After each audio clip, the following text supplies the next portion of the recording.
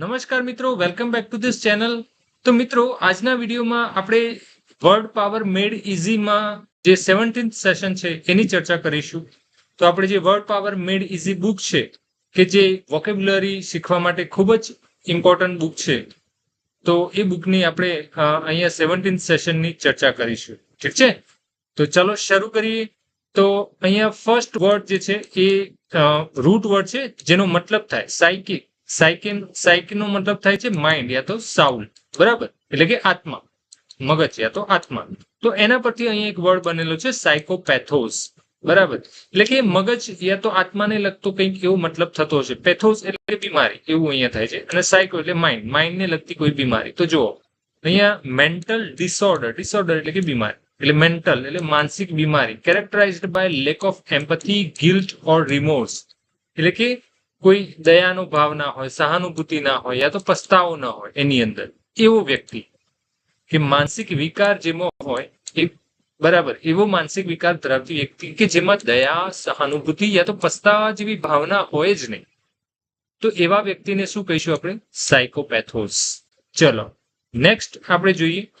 હવે નેક્સ્ટ જે આપણા રૂટ વર્ડ છે એને આપણે અહીંયા જાણી લઈએ કે એક છે સીવ, તો એનો મતલબ થાય ટુ નો, બરાબર. સાયન્સ, નોઈંગ, અને કોન એટલે કે વિથ યા તો ટુગેધર. હવે આ છે ને તમારે કઈ ગોખવાના કે યાદ રાખવાની એટલી બધી જરૂર નથી. જસ્ટ આ તો એક આપણી નોલેજ ખાતર કે આ વર્ડ એકચ્યુઅલી બન્યા છે કઈ રીતે, ઠીક છે, એના માટે છે.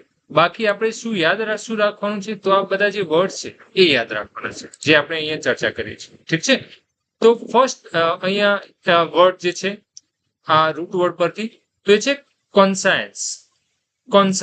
તો કોન્સાયન્સ નો મતલબ શું? તો જોઈએ, inner sense of right or wrong, એટલે કોન્સાયન્સ નો મતલબ થાય કે ઇનર સેન્સ એટલે કે અંતરાત્માની સારા ખરાબની સમજ હોય એને કહેવાય કોન્સાયન્સ, કે મારું કોન્સાયન્સ સારું છે એમ, કેમ કે મને સારા ખરાબની ખબર પડે છે એમ, એવું ઘણા લોકો કહેતા હોય છે, બરાબર. તો એ શું છે? એ આપણો અંતરાત્મા કે આપણે અંદરની જે સમજ છે એને શું કહેવાય? Conscience. My conscience would not allow me to lie, એટલે આ એક સેન્ટેન્સ છે એ શું કહે છે કે મારું જે કોન્સાયન્સ છે એટલે કે મારી જો અંતરાત્મા છે એ મારું જે સારા ખરાબની જે સમજ છે એ મને ખોટું બોલવા માટે એલાઉ કરતી નથી, એવું કહેવાનો મતલબ થાય છે. તો આઈ હોપ કે વર્ડ સમજાય છે. કોન્સાયન્સ એટલે કે આપણી અંદર જે આપણને જે સમજ છે, સારા ખોટાની જે આપણને સમજ પડે છે એને શું કહેવાય? કોન્સાયન્સ. હવે બીજો વર્ડ છે અહીંયા અનકોન્સિયોનેબલ. અનકોન્સિયોનેબલ એટલે અહીંયા જો છૂટું પાડીએ અન અને કોન્સાયન્સ, એ બંનેથી આ બનેલો છે, બરાબર. એટલે કે no inner sense of right or wrong, એટલે કે એવું કે જેની અંદર એવું વ્યક્તિ કે જેની અંદર સારા ખરાબની સમજ જ ન હોય એવું, બરાબર. તો એને શું કહીશું? અનકોન્સિયસ. શોકિંગલી અનફેર ઓર અનરિઝનેબલ, એટલે કે અત્યંત અન્યાયી યા તો બિનનૈતિક એવો વ્યવહાર ધરાવતો વ્યક્તિ એને કહેવાય અનકોન્સિયોનેબલ. ઓકે, ચાલો નેક્સ્ટ વર્ડ જોઈએ. નેક્સ્ટ વર્ડ છે અનકોન્સિયોનેબલનેસ. અનકોન્સિયોનેબલનેસ એ નાઉન છે, બરાબર. અનકોન્સિયોનેબલ આપણે જોયું તો એ જે સ્થિતિ છે, અનકોન્સિયોનેબલની જે સ્થિતિ છે એને શું કહેવાય? અનકોન્સિયોનેબલનેસ, બરાબર. અનકોન્સિયોનેબલનેસ એટલે એ નાઉન ના ફોર્મમાં યુઝ થશે કે અત્યંત અન્યાયી યા તો સારા ખોટાની સમજ ન હોવાની સ્થિતિ એને કહેવાય અનકોન્સિયોનેબલનેસ. ઓકે, નેક્સ્ટ વર્ડ છે આપણો કોન્સાયન્સ, બરાબર. આ સાયન્સ ને રિલેટેડ છે. સાયન્સ મીન્સ ટુ નો, જાણવું. SCI, સાયન્સ નો મતલબ થાય ટુ નો. તો જો આનો વર્ડ શું, આ વર્ડ નો મતલબ શું થાય કે કોન્શિયસ મતલબ અવેર ઓફ વનસેલ્ફ એન્ડ સરાઉન્ડિંગ, એટલે કે આપણે પોતાના વિશે જાણતા હોઈએ, આસપાસ જે છે એના વિશે આપણે અવેર હોઈએ, જાણકાર હોઈએ, તો એને શું કહેવાય? કોન્શિયસ. આપણે કહે છે ને કે હું કોન્શિયસ હતો એ વખત કે હું કોન્શિયસ છું, મતલબ શું થાય કે આપણે પોતાના માટે પણ આપણે જાગૃત છીએ, પ્લસ આસપાસ સરાઉન્ડિંગ છે એના વિશે પણ આપણે જાગૃત છીએ, એટલે કે સભાન છીએ, જાગૃત છીએ. તો સભાન અને જાગૃત એને ઇંગ્લિશમાં શું કહેવાય? કોન્શિયસ. શું કહીશું? કોન્શિયસ. બીજું છે સાયન્સ વર્ડ, જે આપણને ખ્યાલ છે સાયન્સ એટલે કે વિજ્ઞાન, પરંતુ એનો મતલબ જાણવાના રિલેટેડ જ છે એનો મતલબ થાય, બરાબર. કેમ કે એમાં રૂટ વર્ડ કયો છે? સાયન્સ, એટલે કે ટુ નો એટલે કે જાણવું. તો જુઓ અહીંયા જાણવું, પણ કઈ રીતે જાણવું? તો સિસ્ટમેટિક નોલેજ, એટલે કે સાયન્સનો મતલબ શું થાય કે આપણને ખબર છે આપણે સિસ્ટમેટિક નોલેજ લઈએ છીએ based on observation and experiment. એટલે કે સાયન્સ કે જે છે એ કોઈ ખાલી વાતો ઉપર નથી ટકેલું. સાયન્સ એના ઉપર ટકેલું છે એક એક્સપેરિમેન્ટ, ઓબ્ઝર્વેશન ઉપર ટકેલું છે. ત્યારે જ એને એક તથ્ય બહાર આવતો, ત્યારે આપણે એને કહેવાય સાયન્ટિફિક સ્ટેટમેન્ટ કહીએ કે વૈજ્ઞાનિક છે. કોઈ પર્ટિક્યુલર કોઈ ઘટના હોય, કોઈ વાક્ય હોય, તો એને આપણે વૈજ્ઞાનિક ત્યારે જ કહી શકીએ કે જ્યારે ઓબ્ઝર્વેશન કે તો એક્સપેરિમેન્ટથી પ્રૂવ થયેલું હોય. બરાબર? તો એ રીતે તો સાયન્સનો મતલબ શું થાય? Systematic knowledge based on observation and experiment. એટલે મતલબ જો અહીંયા નોલેજ એટલે ટુ નો, એસસીઆઈ સાયન્સનો મતલબ થાય તો એના પરથી આ વર્ડ બનેલો છે. ઓકે, તો આ જે રૂટ વર્ડ છે એ આપણને એક પ્રકારનું શું કહેવાય કે આપણને સેન્સ આપે છે કે હા આ વર્ડ જે છે એ આ રીતે બનેલો છે અને એમાં આ વર્ડ યુઝ થાય છે એનો મતલબ આની આસપાસ થતો છે, કે જાણવાને લઈને કોઈક મતલબ થતો છે એમ, એ રીતે આપણને ખ્યાલ આવે.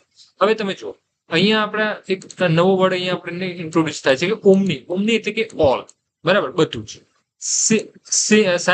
સાયન્સના વર્ડ પરથી શું થાય? ટુ નો. SCIC નો મતલબ થાય ટુ નો, જાણવું. તો જુઓ ઓમનીસાયન્ટ, ઓમનીસાયન્ટ, ઓમનીસાયન્ટ, ઓમની એટલે ઓલ અને સાયન્ટ નો ટુ નો એટલે બધું જાણનાર. બરાબર? ઓમનીસાયન્ટ એટલે બધું જાણનાર, એટલે કે સર્વજ્ઞ. નોઈંગ એવરીથિંગ એટલે બધું જે જાણતો હોય એને શું કહેવાય? ઓમનીસાયન્ટ. એટલે કોણ હોય? બધું જે જાણતા હોય એ તો ભગવાન હોય. ઠીક છે, તો ઓમનીસાયન્ટ એટલે કોણ? બધું જ જાણનાર. આપણે ઘણી વખત વ્યક્તિઓને કહેતા હોય કે બધું જ જાણે છે, તો આપણે એને કહી શકીએ ઇઝ ઓમનીસાયન્ટ. બરાબર? એ રીતે તો આ વર્ડ આપણને ખ્યાલ હોવો જોઈએ. ઓમનીસાયન્ટ એટલે શું? કે સર્વજ્ઞ, જે બધું જાણનાર છે તે. ઓકે, એ રીતે. હવે એક બીજો વર્ડ પણ છે કે ઓમની પ્રેઝન્ટ. ઓમની પ્રેઝન્ટ, પ્રેઝન્ટ એટલે કે હાજર. ઓમની એટલે કે ઓલ, એટલે કે જ્યાં બધે જ પ્રેઝન્ટ એ કોણ હોય? ભગવાન. તો ઓમની પ્રેઝન્ટનો મતલબ શું થાય? કે જે બધે જ હાજર છે એ. તો એને શું કહેવાય? ઓમની પ્રેઝન્ટ. બીજો છે ઓમની સાયન્સ. એ નાઉન છે. એટલે ઓમની સાયન્સ નો મતલબ થાય state of knowing everything. State of knowing everything એટલે સર્વજ્ઞાતા. ઓમની સાયન્સ નો મતલબ થાય કે જે બધું જ જાણે છે એને કહેવાય ઓમની સાયન્સ. એ નાઉન ના ફોર્મમાં છે.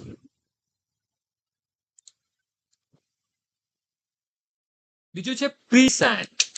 પ્રી સાયન્ટ, પ્રી એટલે કે બિફોર, સાયન્ટ એટલે કે નો, ટુ જાણવું. જાણવું ક્યારે? પહેલા જાણી લો, એટલે કે આપણે ભવિષ્યનું જાણકાર હોવા. નોઈંગ ઓર પ્રેડિક્ટિંગ ફ્યુચર ઇવેન્ટ્સ, પહેલા જાણી લેવું એટલે કે જે હવે ઘટના થવાની છે, કંઈ થવાનું છે એનું અત્યારે જાણી લો. એટલે શું આપણે જાણીએ છીએ? ફ્યુચર જાણીએ છીએ ને આપણે. તો એને શું કહેવાય? પ્રી સાયન્ટ. એટલે કે જે જાણકાર હોય એને મતલબ કે ભવિષ્યનું અનુમાન, પૂર્વાનુમાન કરનાર એને શું કહેવાય? Prescient. Okay, pre Cyient એટલે કે પૂર્વાનુમાન કરનાર, એટલે કે ભવિષ્યને જાણનાર. પ્રેડિક્ટિંગ ફ્યુચર ઇવેન્ટ્સ એટલે કે હવે આગળ શું થવાનું છે એવી પ્રેડિક્ટ કરતો હોય, એટલે કે એવું પૂર્વાનુમાન લગાવનાર.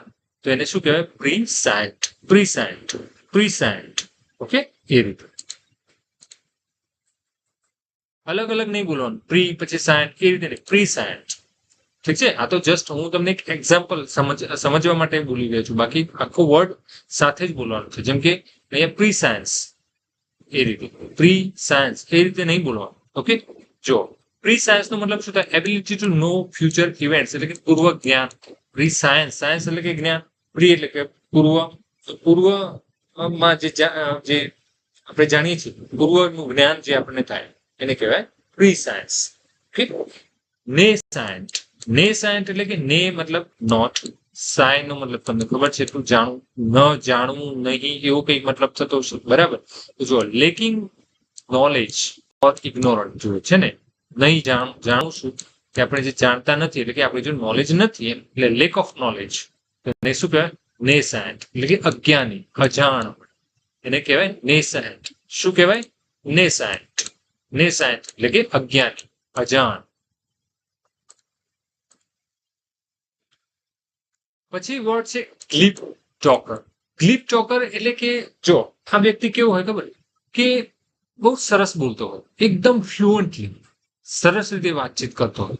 તમને એવું ક્યાંય લાગે નહીં કે હા આ વ્યક્તિ કંઈક ખોટું બોલી રહ્યો છે કે કંઈક મતલબ શું કહેવાય કે તમને ફસાવતો હોય, એવું જરાય પણ ના લાગે. ઠીક છે, એકદમ મસ્ત રીતે આમ સરળતાથી સ્મૂથલી એ વ્યક્તિ બોલતો હોય તેને કહેવાય ગ્લિપ ટોક. પરંતુ એ જે બોલે છે એમાં એ સચ્ચાઈ ન પણ હોય, એ ઊંડાણપૂર્વક ન પણ બોલતો હોય, પરંતુ કેવું હોય એકદમ મસ્ત રીતે સરળતાથી બોલતો હોય, કોઈને ફસાવા માટે પણ બોલી શકે, તો એને શું કહેવાય? ગ્લિપ્ટ. ગ્લિપનેસ એટલે કે એ જે ગ્લિપ ટોકર જે છે એની એક ક્વોલિટી છે ગ્લિપ ટોકરની, જે બોલવાની સ્ટાઇલ છે એને શું કહેવાય? ગ્લિપનેસ. એટલે સ્મૂથ બટ ઇનસિન્સિયર સ્પીચ, એટલે કે એમાં સિન્સિયરનેસ ના હોય. ઠીક છે, તો એ પ્રકારનું જે બોલતો હોય કે એમાં સિન્સિયરનેસ ના હોય, પરંતુ ફ્લુઅન્ટલી મસ્ત રીતે સરળતાથી સ્મૂથલી બોલતો હોય, તો એને શું કહેવાય? ગ્લિપનેસ કહેવાય. સામાન્ય માણસ છેતરાઈ પણ જાય, ઠીક છે, એવી રીતે, તો એને કહેવાય ગ્લિપનેસ. નેક્સ્ટ આપણો રૂટ વર્ડ છે ગ્રેજીસ. ગ્રેજીસ નો મતલબ થાય હર્ડ. હર્ડ એટલે ટોળ, ફ્લોક. ફ્લોક નો મતલબ પણ એક ટોળ એવું થાય. તો જોઈએ એગ્રીજિયસ. એગ્રીજિયસ નો મતલબ શું થાય? એગ્રીજ મતલબ એગ્રીજ નો મતલબ અહીંયા તો અહીંયા ગ્રેજીસ નો મતલબ ટોળું, પણ એગ્રીજ આગળ એગ કરીને જે વર્ડ વપરાય છે અહીંયા, તો એનો થાય આઉટ ઓફ, એટલે કે એને બહાર, એટલે કે ટોળાની બહાર, એટલે કે standing out of the group, એટલે કે એ ગ્રુપથી અલગ હોય એવું, પરંતુ કયા અર્થમાં? નેગેટિવ અર્થ, કે કોઈએ જેમ કે બહુ ખરાબ કાર્ય કર્યું છે, બરાબર, તો એ એગ્રીજિયસ કહેવાય. જેમ કે કોઈને ખરાબ રીતે મતલબ એની એક્ટ છે, કોઈ કાર્ય છે બહુ ખરાબ છે, તો એને એગ્રીજિયસ એક્ટ કહી શકાય. ઓકે, જેમ કે જો એક્સ્ટ્રીમલી બેડ યા શોકિંગ, કે જે આપણને ખ્યાલ બી ના હા થઈ પણ શકે, તો એ શોકિંગ કહેવાય, બરાબર. તો એ પ્રકારનું કોઈનું બિહેવિયર તો એને એગ્રીજિયસ કહેવાય. ખૂબ ખરાબ, એ તો ગંભીર રીતે ખોટું. જેમ કે his egregious behavior shock everyone at the meeting, એટલે કે એનું એવું બિહેવિયર હતું જે બધાને શોક કરી દીધા, જે બધા કરે એના કરતા પણ એકદમ અલગ હતું ટોળાથી. એના માટે ગ્રેજીયસ નો મતલબ ટોળું, પણ ટોળું એટલે કે બધા, તો બધાનાથી અલગ પ્રકારનું બિહેવિયર કરે છે. ઓકે, તો અને એક ખરાબ બિહેવિયર છે, તો એને એગ્રીજિયસ. ઓકે, એ રીતે છે એનો મતલબ. જો ઇટ વોઝ એન એગ્રીજિયસ મિસ્ટેક, એટલે મિસ્ટેક કેવી હતી? એગ્રીજિયસ, ખરાબ મિસ્ટેક હતી, જે કોઈ ના કરી શકે, પરંતુ એને કરી. ઓકે, એ કોઈ ના કરી શકે છતાં પણ એને કરી, બધાથી અલગ રીતે થઈને એને કરી મિસ્ટેક, તો એગ્રીજિયસ મિસ્ટેક કહેવાય. તો out of group, standing out of group, but in negative way, તો એને શું કહેવાય? એગ્રીજિયસ. હવે નેક્સ્ટ છે ગ્રેગારિયસ. હવે ગ્રેગારિયસ, હવે ગ્રેજીસ વર્ડ જે છે ટોળું થાય, બરાબર. તો આ ગ્રેગારિયસ નો મતલબ થાય એવો પર્સન કે જે ટોળા સાથે રહેવા ઈચ્છતો હોય, જેમ કે એ મળતાવળો હોય એને કહેવાય, કે જેને કમ્પેનિયનશિપ ગમતી હોય, કે જેને ફ્રેન્ડ બનાવવા ગમતા હોય, તો એવો વ્યક્તિ છે એને કહેવાય ગ્રેગારિયસ. શું કહીશું? ગ્રેગારિયસ, કે જેને બીજા લોકોનો સંગ કરવો ગમતો હોય, જેમ કે બધા સાથે હળીમળીને સોશિયલ થઈને રહેવામાં રહી શકે એવો માણસ હોય, એવું એને ગમતો હોય. જેમ કે આપણે કહીએ ને મળતાવળો સ્વભાવ છે, તો એને શું કહે? ગ્રેગારિયસ, કે લોકોને મળવાનું ગમતું હોય, એકલો ના રહે, એમ કહેવાનો ભાવાર્થ એવો છે. એકલો અટુલો ના રહે, પરંતુ લોકો સાથે મળતાવળો થાય, તો એવો વ્યક્તિ હોય એને શું કહીશું? ગ્રેગારિયસ. પછી છે કોંગ્રેગેટ. એટલે કે ટુગેધર. ગ્રેજીસ એટલે કે ટોળું, આપણને ખબર છે કે ટોળાની સાથે, એવું કંઈક મતલબ થાય. ટુગેધર ઇન હર્ડ, એટલે કે એકઠા થવું. કોંગ્રેગેટ નો મતલબ થાય એકઠા થવું, બરાબર. જ્યાં 5-10 માણસો ભેગા થાય, એકઠા થાય, તો એનું શું? ટુ કોંગ્રેગેટ, એકઠા થયા છે. ઓકે, જેમ કે 10 people કોંગ્રેગેટ, તો 10 લોકો ભેગા થયા, એમ એ રીતે. તો કોંગ્રેગેટ નો મતલબ થાય ભેગા થવું. હવે છે અહીંયા કોંગ્રેગેશન. હવે કોંગ્રેગેશન જ્યાં કોઈ સભા યોજાઈ હોય, કોઈ સમારોહ યોજાયો હોય, તો એને એ જે લોકો ભેગા થાય, જે સભા છે, એ લોકો ભેગા થયેલા લોકોનો સમૂહ, એને શું કહેવાય? કોંગ્રેગેશન. અને આ જે છે એ શું છે? એ નાઉન છે. અને કોંગ્રેગેટ જે છે આપણે આગળ જોયું, કોંગ્રેગેટ છે એ વર્બ છે, એ ખાસ ધ્યાન રાખો. શું છે? વર્બ છે, એટલે કે આને વર્બના ફોર્મમાં વપરાય કોંગ્રેગેટ, બરાબર. ટુ કોંગ્રેગેટ એટલે મતલબ ભેગા થવું, અને કોંગ્રેગેશન એટલે બધા ભેગા થયેલા લોકોનો સમૂહ છે એને કહેવાય. જે સભા થાય તો એને કહેવાય કોંગ્રેગેશન, એટલે નાઉન છે. શું છે? નાઉન, એ નાઉન છે, બરાબર. એ ડિફરન્સ છે આ બંને વર્ડ. પછી છે સેગ્રીગેટ. હવે સેગ્રીગેટ નો મતલબ સે એટલે કે અપાર્ટ, એટલે દૂર કરવું. ગ્રેજીસ એટલે હર્ટ, એટલે કે ટોળામાંથી દૂર કરવું, એટલે કે એને અલગ કરવું. તો સેગ્રીગેટ નો મતલબ શું થાય? અલગ કરવું. ટુ સેપરેટ પીપલ ઓર થિંગ, એટલે કે કોઈ વ્યક્તિ છે એને અલગ કરો, યા તો કોઈ વસ્તુઓ બધી ભેગી છે એમાંથી કોઈ વસ્તુને છૂટી પાડી, તો એને શું કહેવાય? સેગ્રીગેટ. આ પણ એક વર્બ છે. શું છે? વર્બ. જુદા પાડો, અલગ કરો. બરાબર. પછી જે આપણો વર્ડ લાસ્ટ વર્ડ છે એગ્રીગેટ. એગ્રીગેટ એટલે કે એડ ટુ, એટલે ગ્રેજીસ એટલે હળ, એટલે કે એડ કરવું, એની અંદર ટોટલ કરવું, એની અંદર ઉમેરવું, એને શું કહેવાય? એગ્રીગેટ. બરાબર. To collect into a whole, એટલે કે એમાં એકત્રિત કરવું.